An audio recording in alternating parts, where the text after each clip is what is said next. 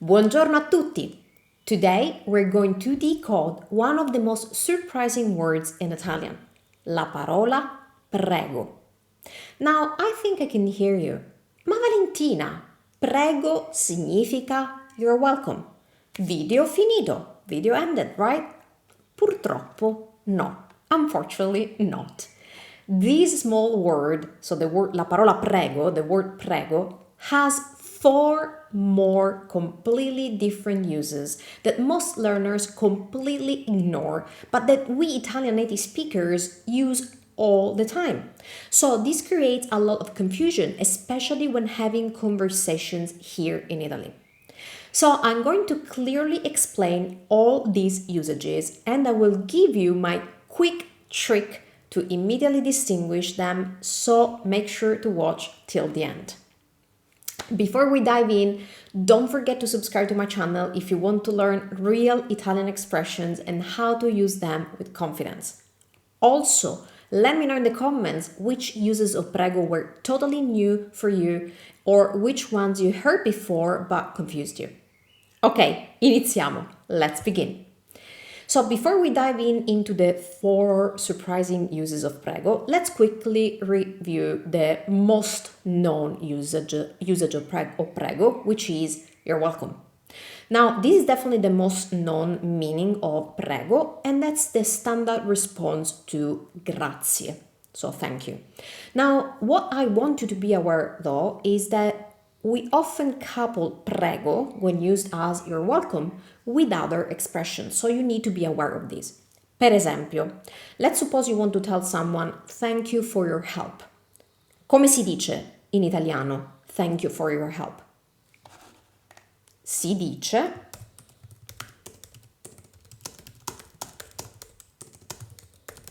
grazie per il tuo aiuto. Now, if you tell that to someone, they will probably reply, you're welcome, but will add something else. Like, for example, they could say, you're welcome, it was my pleasure. So, come si dice in italiano? Prego. È stato un piacere. Prego, è stato un piacere. So, notice that we're coupling prego with something else to add more emotion. I want you also to notice that in English you say, you're welcome, it was my pleasure, but in Italian we say it was a pleasure. We don't say my for that, that would sound too much. So we say, prego, è stato un piacere. Okay, now that we have reviewed this very quickly, now let's dive into the 4 surprising usages and meanings of prego. So the first one I want to show you is prego used as please or after you. This is very, very common. Prego can be used when you're inviting someone to do something, like for example, entering a room first or start speaking. Per esempio, let's suppose you're in this very common scenario. You're getting into a shop, and while you're passing through the door, someone else is actually passing the door too. So they will very likely let you in first. How are they going to tell you that? Well, of course, they could just do this. But probably they're going to tell you the equivalent of please after you. So how do we say please after you in Italian? That is prego. See? So here prego is not used as you're welcome. It's used as in please, please, come in, please after you. So the complete sentence would be prego, dopo di lei. Prego, dopo di lei. That's how we would say that. Now, another thing I want you to notice is that we're using the formal you, lei. So you can also say dopo di te if you're telling that to someone you are familiar with. But if you're in Italy and you are in this situation, probably you are crossing someone that's a stranger, so they will probably tell you dopo di lei. They're giving you the formal you. And I'm capitalizing the L to show you that I'm not talking about her, I'm talking about you, formal you. Va bene? Perfetto. Another scenario for prego used as please or after you is if you get into a place, maybe you're invited or you're invited to a place, or you, for example, have to wait in a place, and someone wants to tell you, please have a seat. That in Italian would be prego, si accomodi. Prego, si accomodi. That's how we say please take a seat. Notice again, I'm using the formal you, and this is the verb accomodarsi, which is a very common reflexive verb in Italian, which means to take a seat. That's what it means. So, prego si accomodi means please take a seat. Now, one more thing I want to tell you about this meaning is that oftentimes we don't say the full sentence. We just say prego. So, if in the first instance, instead of saying prego dopo di lei, we might just say prego, and maybe the hands will help you in the meaning. Or prego si accomodi, they're probably going to just say prego and showing you the place where you can sit, or pointing at the place, at the seats where you can sit. Va bene? Perfetto. Ok, uso numero 2. Uso sorprendente numero 2. And that is prego as how can I help you? Yes. So this is a situation that's probably going to happen in shops, restaurants, or any service situation. In these instances, the staff may use prego as a way to ask you, what do you want? How can I help you? So, for example, if you enter a store, the employee may say, prego. So, and usually that would be prego.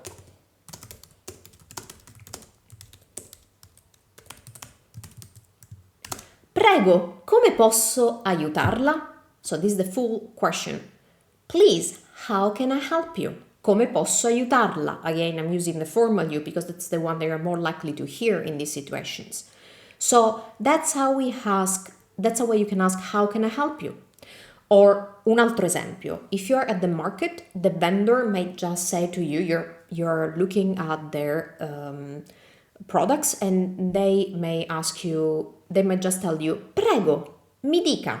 Let me type this for you. Prego, mi dica. That means, please, tell me, implicitly. Tell me what you want. Tell me what you're looking for. Prego, mi dica. So even these two sentences are very common in Italian. So this other usage of prego is very common in Italian. That means, please tell me, how can I help you?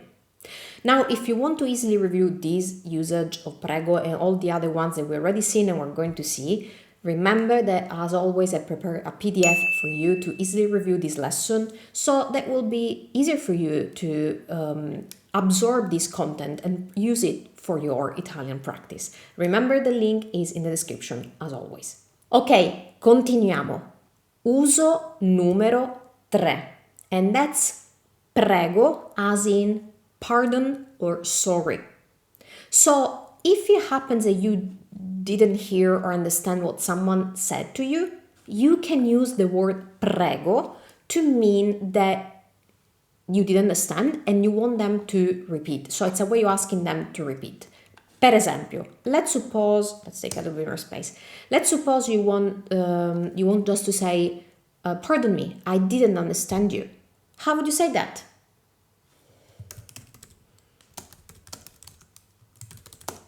Prego, non ho capito. That's a way you can say, pardon me, I didn't understand you. That's how we say that. So prego can also be used to make the other person understand that something escaped you. We do have other ways of saying, pardon me, I'm sorry, I didn't understand you, as long as you don't say cosa, because that would be very rude. But I have another video dedicated to expressions that might make you sound impolite in Italian. So I will leave the link to that video in the description of this one. So just keep in mind, prego is a way you can ask to someone to repeat. Va bene? Ok, uso numero 4. Prego as I insist or by all means. So this is a usage of prego that we may employ when someone is being hesitant and you want to encourage them. In these instances, you can definitely use prego. Per esempio, if you are at a tourist information center and you would like to take one of the handouts, but you're not sure if you can do that, if they're free, whatever, then you could ask, can I take it? And they are probably going to reply, please do. So how is this going to sound in Italian? How do we say, can I take it? That would be, posso prenderlo? Can I take it? Posso prenderlo? And if they want to reply, please do, they're going to say, prego. Please, please do. So prego can also use to mean please, by all means, go ahead, please do. That's another usage of prego. Va bene? Okay, now we have learned 4 surprising usages of prego beside you're welcome. Now the problem is, how are you going to distinguish between them? So I told you I was going to share with you my quick trick. So here it is. You need to pay attention to the intonation. Now, of course, if you just said grazie and someone says prego, you can be pretty sure they're saying you're welcome. So that's good. Now, if you hear a prego with a rising intonation, like prego, prego, can you see that the intonation is rising? There's a pitch. That means, pardon, can you repeat? If instead you hear prego with emphasis, like prego, prego, then they're prompting you to go ahead to do something. They're telling you, please, after you. Va bene? That's my quick trick. Pay attention to the intonation of prego, and that's going to help you tremendously in real life. Okay, ragazzi, now you know the 4 surprising usages of prego. Next time you will hear this word in a real Italian conversation, you will understand exactly what it means in that context. Practice using these different meanings yourself and you will sound like a native Italian speaker. If you like this video, then please give it a thumbs up and share it with other people who want to master Italian in real life conversations. Also, tell me in the comments which uses of prego surprised you the most. Quale uso di prego ti ha sorpreso di più? And I will see you in the next video. Ci vediamo al prossimo video. Ciao ciao!